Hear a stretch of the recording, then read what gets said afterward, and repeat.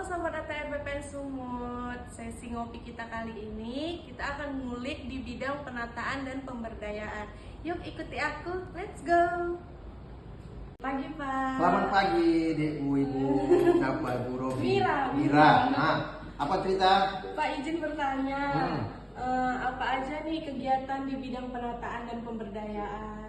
Oh, kegiatan kita di sini banyak. Bisa gua hafalan 3, bisa kan? Kegiatan redistribusi, itu ikonnya bidang 3, bidang penataan dan pemberdayaan. Ada kegiatan GTRA. GTRA itu ada di provinsi.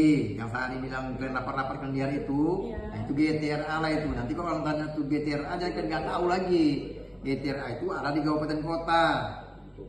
Yang dipanya mereka, kalau di provinsi di Pak kita. Itu di subsidinya satu subsidi LR namanya. Ada 3 subsidi di sini, bukan subsidi lah, korsup. Nah, ada korsup pemberdayaan Ibu Puspa, registrasi Pak Regen. Tapi kalau sub koordinator yang pemberdayaan Ibu Puspa. Itu kegiatannya itu yang sangat mulia. Dia memberdayakan orang-orang, termasuk Ibu Mira, Ibu yang sana, Ibu Widya, Ibu Henry, termasuk memberdayakan dia tuh. Yang penting kalau di kampung diberdayakan lah. Kalau di kantor ini nggak diberdayakan. Kalau di lapangan di masyarakat diberdayakan. Artinya masyarakat itu kita fasilitasi, gitu. Bukan kita kasih uang, bukan kita kasih nomor rekening, bukan. Tapi kita fasilitasi dengan aktivitas apa yang diperlukan mereka. Misalnya pertanian, maka dengan balai pertanian, dinas pertanian. Kalau perikanan, dinas perikanan. Kalau listrik dengan PLN, kalau jalan dengan PU, kita memfasilitasi, kita jumpa ke PU, Pak PU tolonglah masyarakat Bapak gini. Itu ya, itu Pak Ibu Puspa namanya, korsupnya Ibu Puspa. Ada lagi kegiatan-kegiatan lain yang sifatnya pemberdayaan. Pemberdayaan itu nama kerennya akses reform. Jadi nama keren itu akses reform, sebetulnya sama dengan pemberdayaan itu. Kira-kira beda tipis lah, 11-12 kira-kira seperti itu. Baru lagi ada korsup Ibu Mekar. Korsup Ibu Mekar itu namanya korsup PGT. Korsup PGT itu itulah tata guna tanah. Di dalam itu yang dari balai kehutanan minta tolong ke kita bantu untuk semua tenaga untuk meninjau lapangan dari kawasan hutan menjadi bukan kawasan kira-kira itu gawainya kehutanan, balai kehutanan. Kerjanya lagi KKPR. KKPR itu kesesuaian kegiatan pemanfaatan ruang. Jadi ruang-ruang itu dimanfaatkan sesuai dengan fungsinya, sesuai dengan peruntukannya, sesuai dengan penggunaan dan pemanfaatan yang ditetapkan oleh tata ruang maupun rencana detail tata ruang. Ada rencana tata ruang kalau belum ada dia, tapi kalau sudah ada detailnya, zonasinya, maka rencana detail tata ruang.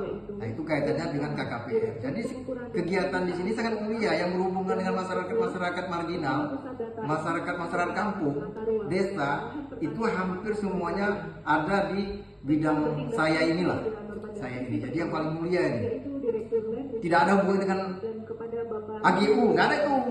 Perusahaan-perusahaan besar nggak ada itu, Heri, nggak ada di sini itu. Jadi kegiatannya betul-betul kerakyatan, memberdayakan sekalian. Jadi kegiatan kerakyatan, tapi memberdayakan kehidupan rakyat itu. Jadi nggak ada hubungan dengan kita dengan HGU, perpanjangan HGU, pembaruan HGU, kira-kira seperti itu nggak ada. Hanya kita kegiatannya itu kegiatan yang bersifatnya kerakyatan lah. Redis ini dari dulu sudah lama, tapi akses itu pengembangan menjadi setelah adanya reforma agraria harus ada akses reform. Jadi aset dan akses. Jadi di bidang 3 ini akses, aset dan akses. Kira-kira seperti itu. Gampang nih ingatnya apa itu penataan pemberdayaan? Aset, akses. Nah, aset itu sertifikasi, mau PTS kayak, mau redis kayak, mau lintas sektor kayak kira-kira. Baru akses. Akses itu memberdayakan. Yang sudah dikasih sertifikat kita berdayakan agar dia hidup, jangan mati.